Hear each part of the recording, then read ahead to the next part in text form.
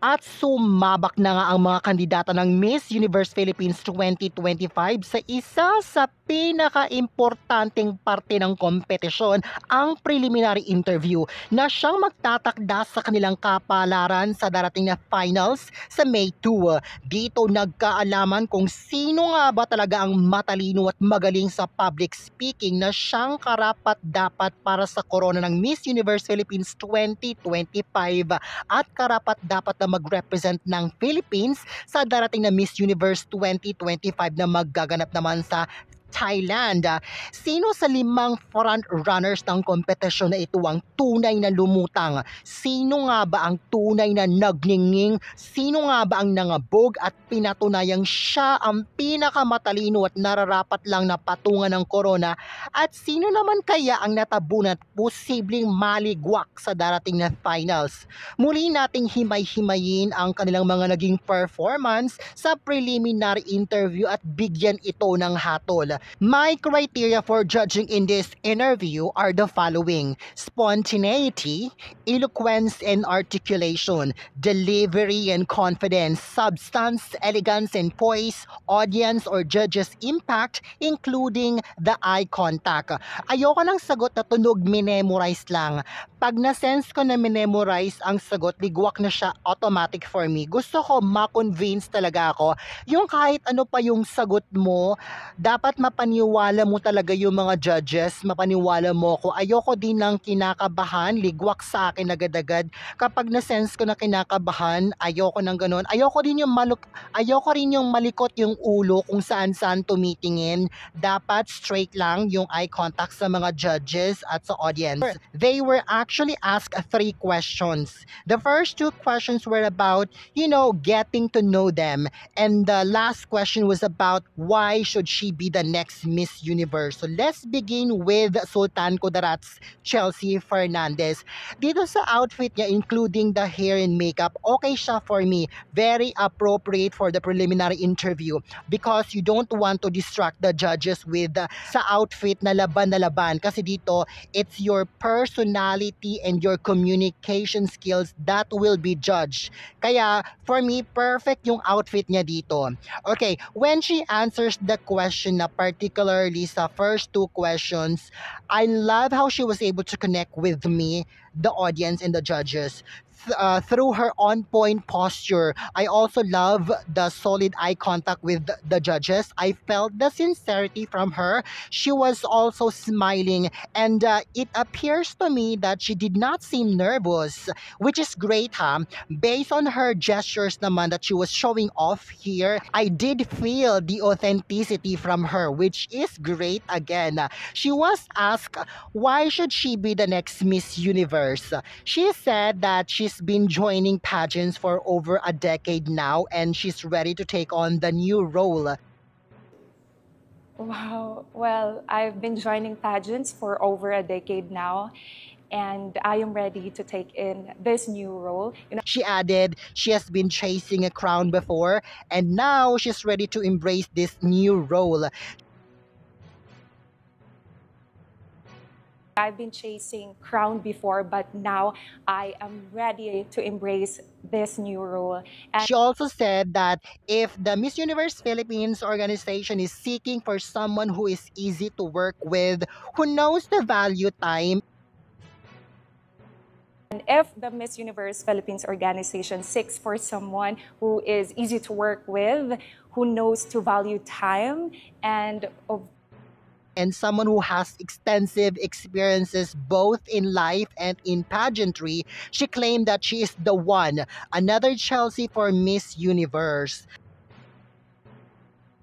For someone who has that extensive experiences, maybe it in pageantry or in life, then you are looking at another Chelsea for Miss Universe. Okay, let's break it down.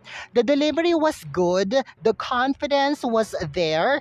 She had a solid eye contact with the judges. I love how engaging she was with that smile. Although we all know she was nervous, but it appears to me she doesn't seem nervous at all, which is great, huh? Now let's go to her answer. Okay, I'm not really impressed with her answer. answer. She failed to elaborate why she should be the next Miss Universe Philippines queen. She mainly focused on her being ready for the title. She did mention about her extensive experiences in pageantry, and it would have been great, Sana, if she had elaborated that part. Like, she could have given an example about the extensive experiences she has in pageantry to solidify her answer. Like, anong klaseng extensive experiences yan? Tell me, anong may tutulong yan sa Miss Universe Philippines? Kaya nga, why should she be the next Miss Universe nga eh?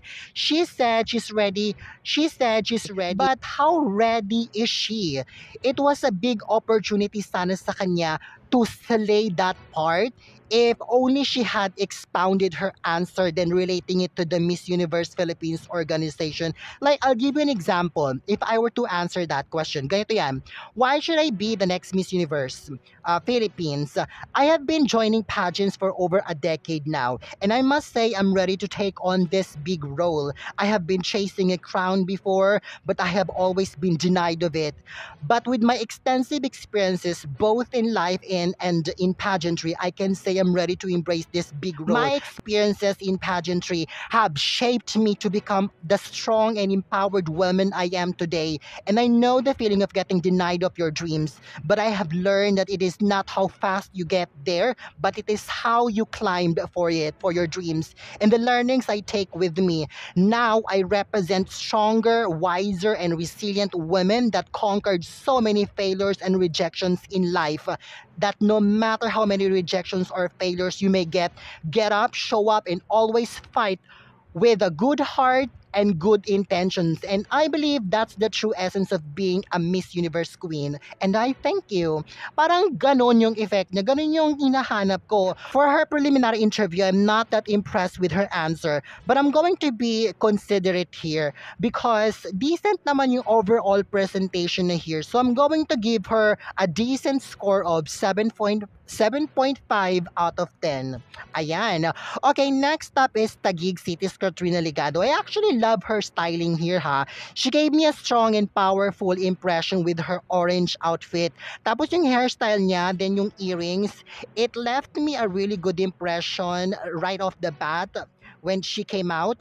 Ang ganda ng contrast ng orange outfit niya sa white sash niya. Really, really strong impression. Nice. Same with Sultan Kudarat and the rest of the girls. She was asked 3 questions.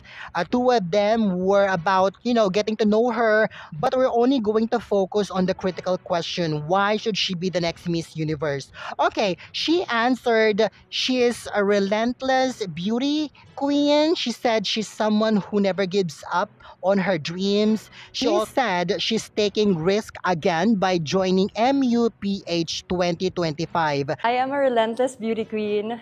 I am someone who never gives up on her dreams. I am taking risk once again to be in this competition.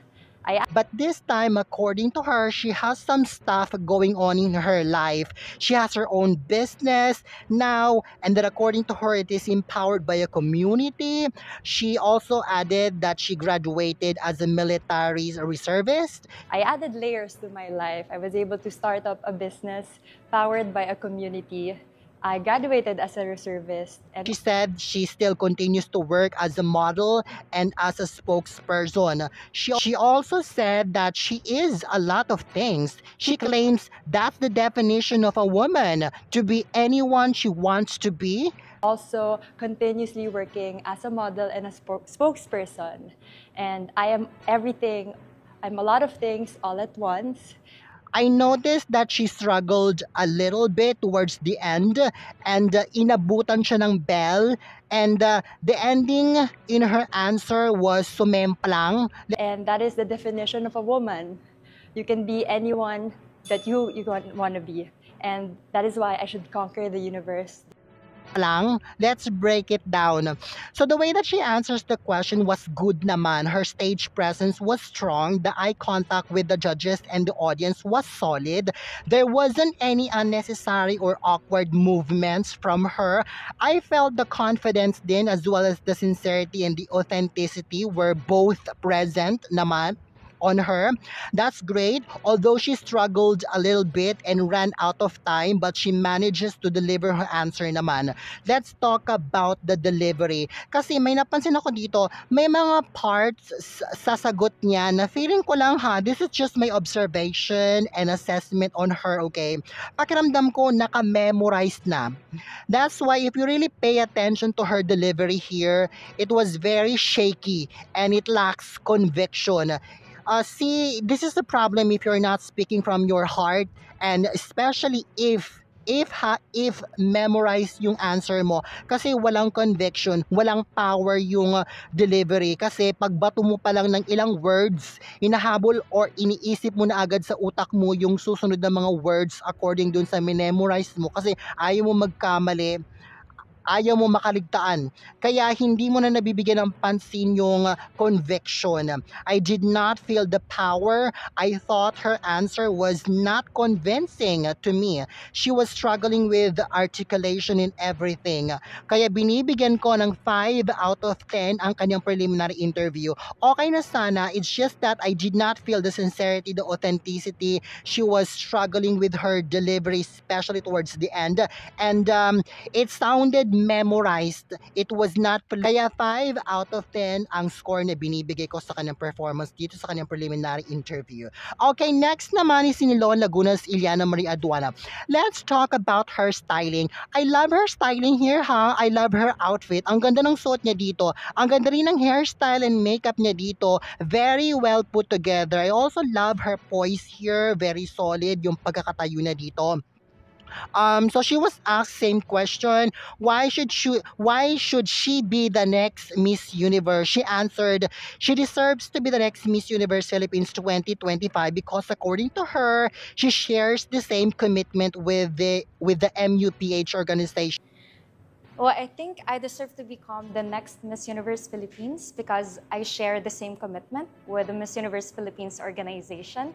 She also added that bringing back home the Miss Universe crown, medyo nalito ako doon, as well as bringing pride back to the Philippines. And bringing back home the Miss Universe crown and also bringing pride to the Philippines. And she also said this is something that she really dearly want, and when she wants something, she actually would do everything in her power to be able to do it.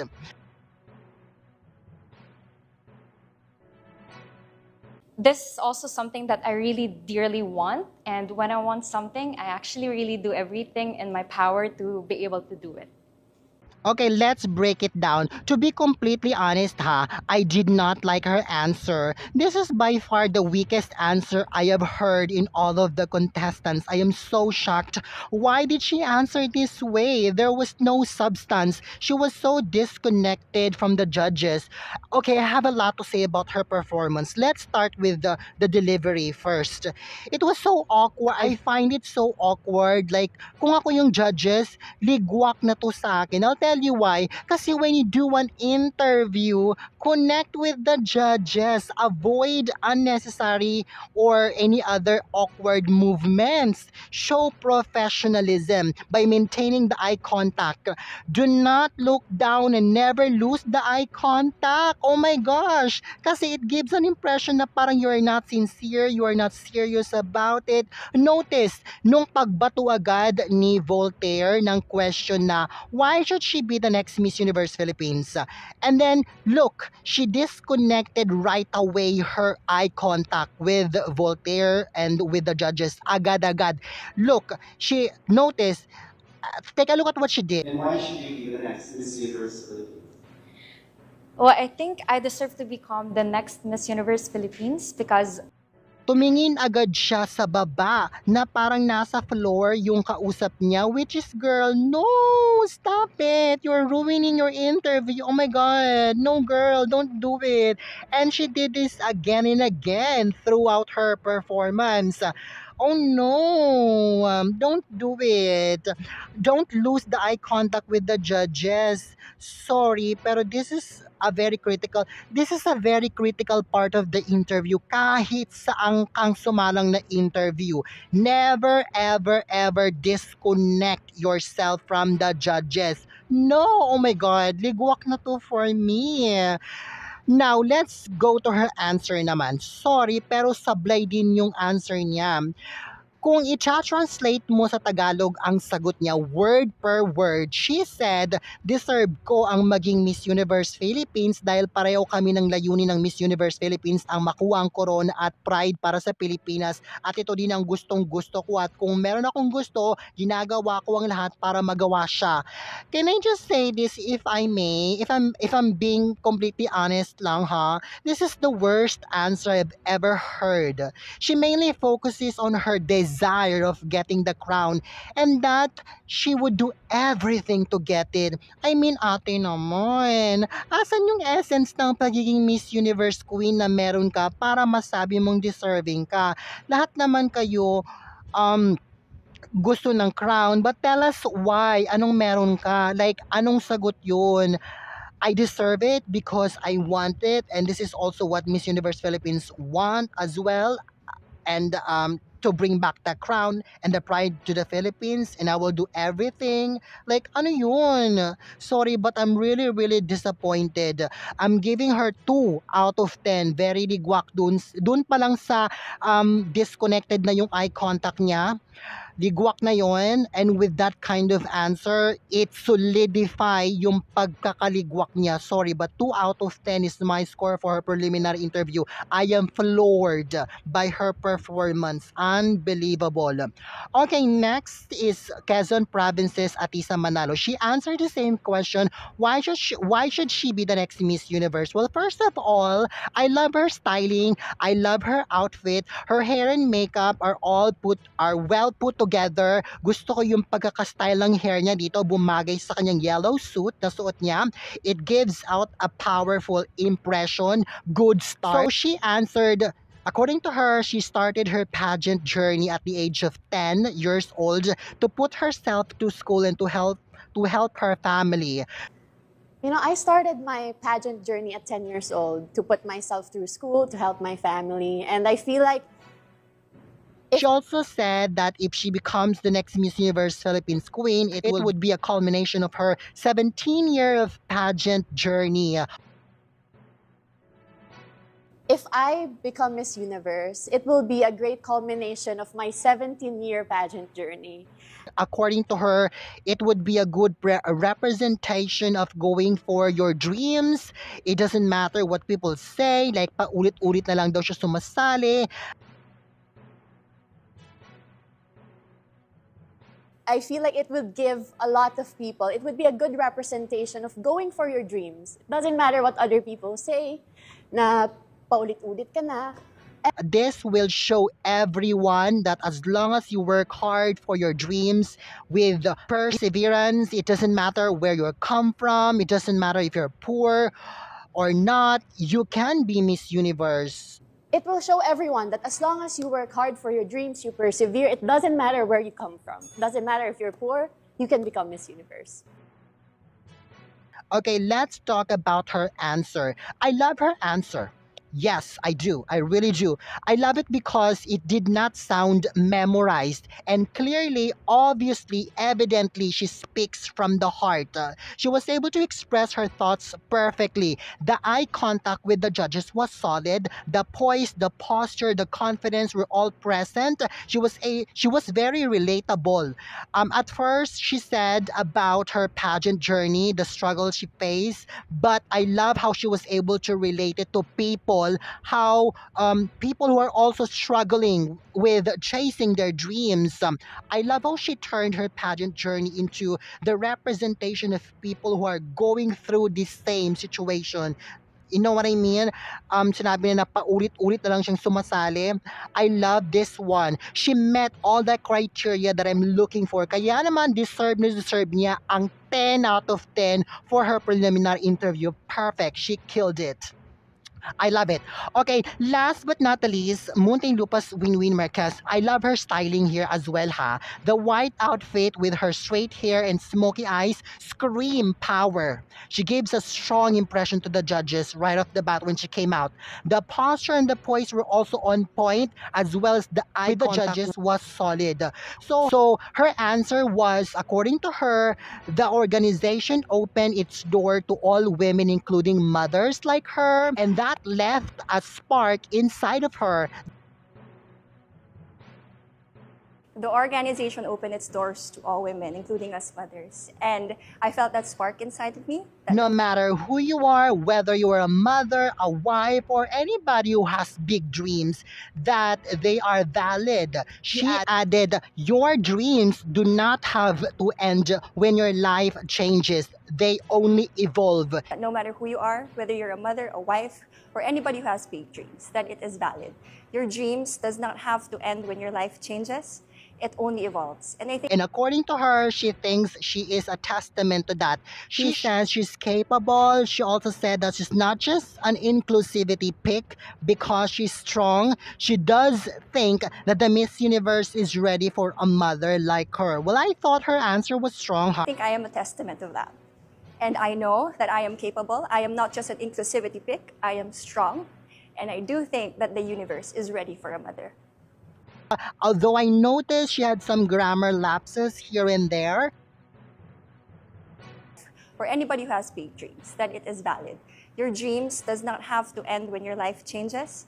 It only evolves. And I think, but that did not impact her answer negatively. She was able to deliver it with conviction. And I think this is a proof that if you speak from your heart, you would be able to express yourself perfectly despite having some grammar lapses. I love the fact that she was able to justify the criticisms about her ng mga vloggers keneso na kesyo pasok lang daw siya because of inclusivity. Chuchu. She was able to convince me that she's more than the inclusivity kineso. And I do agree that the Miss Universe is ready for mothers, especially for a mother who is very capable of taking the big role and going above and beyond. Strong and confident, and may napatunayan na, diba? Yeah, so I really do think that her answer was really, really strong. This is a 10 out of 10. She killed it as well. I love it when someone is speaking from the heart na hindi yung minemorize lang yung sagot. And clearly, she did it. She killed it. So for this challenge, out of all the 5 front runners, I think this fight is between Winwin and Atisa, neck to neck and head to head. As for Sinilon Laguna, I am so disappointed with her performance here. Yeah. So there you have it. Ayan, ano sa tingin mo? Sino sa tingin mo nag-stand out sa preliminary interview na to? Sino naman sa tingin mo ang ligwak? Ayan, i-comment mo lang yung hanash. Comment down.